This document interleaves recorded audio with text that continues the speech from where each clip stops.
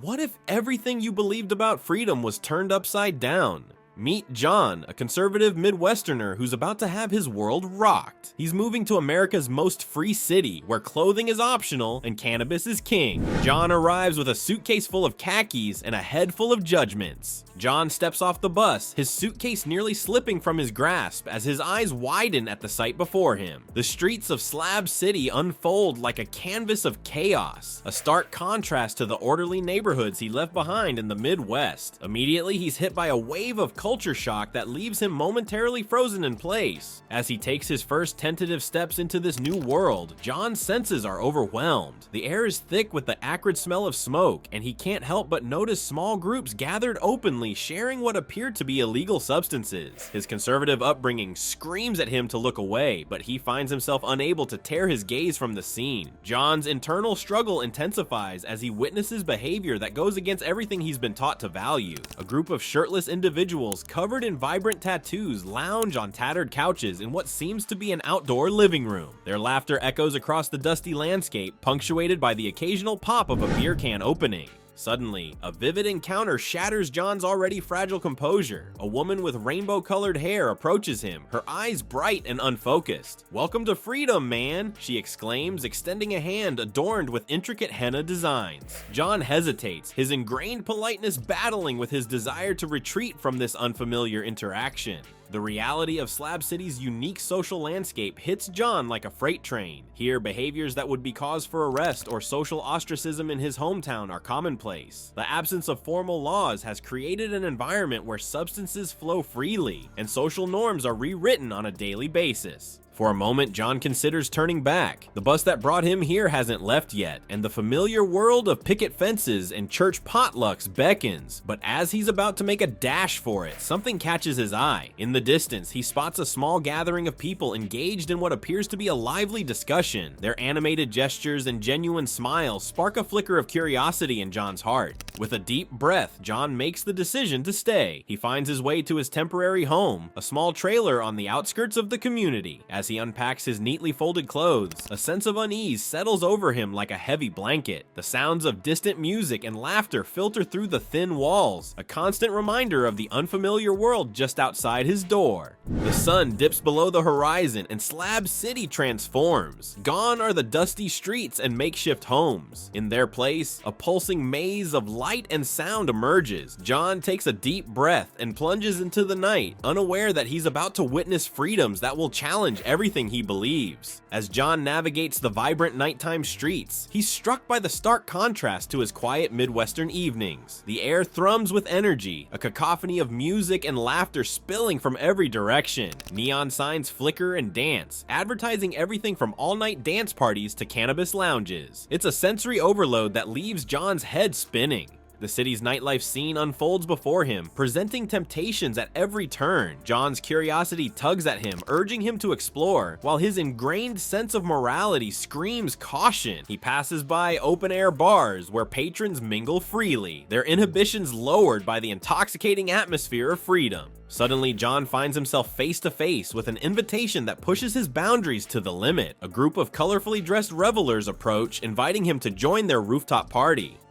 "We're celebrating freedom tonight," one explains with a wink. "No rules, no judgment, just be yourself." John's heart races as he considers the offer, torn between his desire to experience this new world and his fear of crossing a line he can't uncross. As he wrestles with his decision, John overhears a conversation about the city's booming nightlife economy. He learns that the entertainment industry here generates billions in revenue annually, attracting tourists and locals alike with its diverse experiences. The economic impact is undeniable, but so is the moral quandary it presents for someone with John's background. Despite his reservations, John finds himself considering partaking in activities he'd never dreamed of trying. The atmosphere of uninhibited self-expression is intoxicating, and he can't help but wonder what it would feel like to let go of his deeply ingrained constraints, even if just for one night. As the night wears on, John discovers the shocking extent of freedoms allowed in America's wildest city. He witnesses impromptu street performances, encounters individuals openly discussing alternative lifestyles, and observes the relaxed attitude towards substances that would be strictly prohibited back home.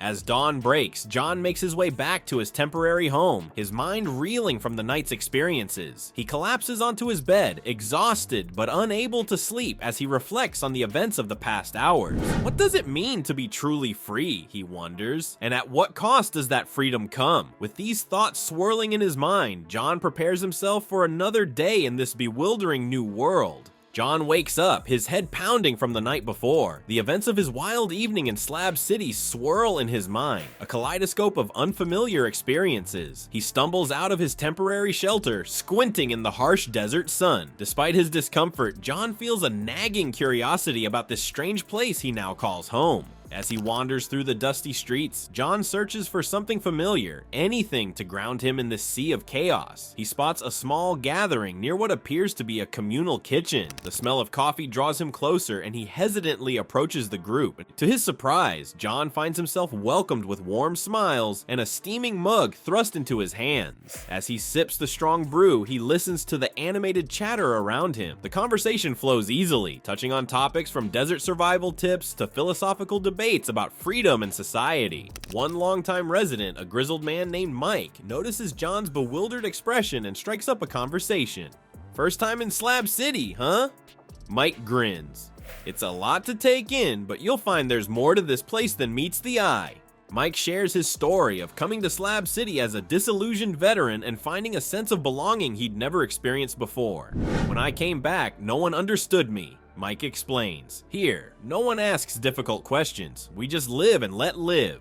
As John listens, he begins to see the intricate web of connections that bind this seemingly chaotic community together. He learns about the informal bartering system that keeps Slab City running, where skills and resources are freely exchanged. Mike, for instance, repairs vehicles for his neighbors in exchange for food and supplies. John's preconceptions are further challenged when he hears about the diverse backgrounds of Slab City's residents. From artists seeking inspiration to retirees stretching their savings, the community is a melting pot of experiences and perspectives. As the morning wears on, John finds himself relaxing, drawn into the easy camaraderie of the group. For the first time since arriving, he feels a spark of connection. The apparent chaos of Slab City begins to reveal its hidden order, a delicate balance of individual freedom and communal support. With his curiosity piqued, John decides to spend the day exploring more of Slab City's unique culture. He sets off down the dusty road, his mind open to the possibilities that lie ahead in this bewildering but intriguing community.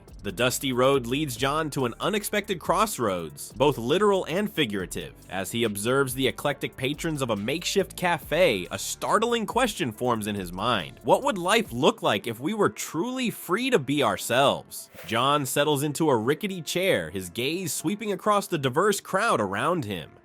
The cafe, if you could call it that, is a hodgepodge of mismatched furniture and repurposed materials. Yet there's an undeniable energy in the air, a sense of unbridled authenticity that John has never experienced before. He watches as people from all walks of life interact freely, their conversations unrestrained by societal norms. A heavily tattooed artist shares a table with a soft-spoken elderly woman, their laughter bridging the gap between their vastly different appearances. For the first time, John sees beyond the surface, recognizing the beauty in this judgment-free environment. As he sips his coffee, John finds himself grappling with his own identity. He thinks about the masks he's worn back home, the dutiful son, the conservative citizen, the pillar of the community. Here, in this haven of self-expression, those masks feel suffocating. John realizes he's never allowed himself to explore who he truly is beneath those carefully constructed layers. Inspired by the freedom around him, John decides to take a small step. He strikes up a conversation with a nearby group, sharing thoughts he would have kept to himself back home. To his surprise, his ideas are met with genuine interest and respectful debate. No one judges him for his opinions or background. Instead, they engage in a lively discussion that broadens everyone's perspectives. John reflects on the psychological impact of this environment. He recalls reading about studies showing that personal freedom and self-expression significantly enhance mental health and life satisfaction. The contentment he sees on the faces around him seems to confirm these findings. One cafe patron, a former city dweller, tells John, "I got tired of creating art that fits someone else's vision. Here I paint what I want on whatever surface I can find."